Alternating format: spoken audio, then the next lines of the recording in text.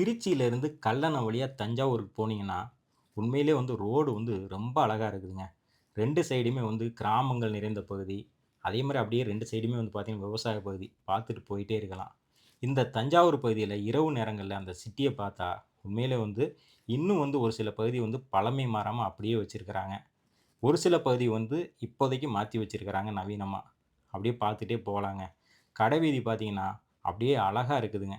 மக்கள் கூட்டம் வந்து வந்துகிட்டே இருக்கிறாங்க. சரி இந்த பகுதியில வந்து என்ன பிரபலம் அப்புட்ன்னு பார்த்தீங்கன்னா, வேற ஒண்ணுமே இல்லைங்க. தஞ்சை பிரகதீஸ்வரர் கோயில் தான்.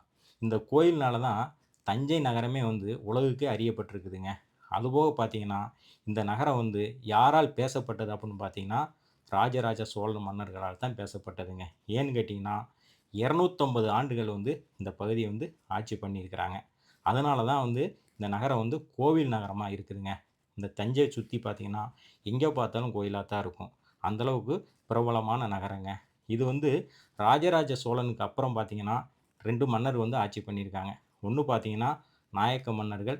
இன்னொன்னு பார்த்தீங்கன்னா, மராட்டியர்கள். இவங்க ஆட்சி காலத்திலேயும் வந்து இந்த நகரம் வந்து பாதுகாக்கப்பட்டிருக்குதுங்க. அதுபோக பார்த்தீங்கன்னா, தஞ்சைக்கு இன்னொரு பேரும் இருக்குது. என்னன்னு பார்த்தீங்கன்னா, நெற்களஞ்சியம் அப்புட்ன்னு சொல்லுவாங்க.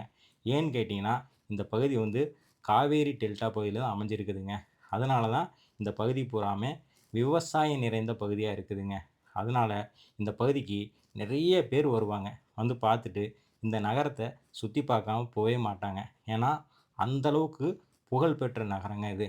இதில வந்து முக்கியமா சொல்லப்போனா, இந்த தஞ்சை பிரகதீஸ்வரர் கோயில சுத்தி பார்த்தோம்னா, பார்க்கறக்கு அவ்வளோ அழகா இருக்குங்க. எங்கே பார்த்தாலும் பார்க்கறக்கு கட்டடக்கலையோட இருக்குங்க. அதனால தான் நெறைய பேரு இந்த பகுதிக்கு வந்து இந்த கோயில வந்து பார்த்துட்டு, கொஞ்ச நேரமாவது இருந்துட்டு போகலாம் அப்படின்னு சொல்லிட்டு இங்கேயே உட்காந்துருவாங்க. அந்த அளவுக்கு வந்து கலைநயம் மிக்க கோயிலுங்க. இந்த தஞ்சை பகுதிக்கே இது புகழப்பெற்ற கோயிலுங்க இது.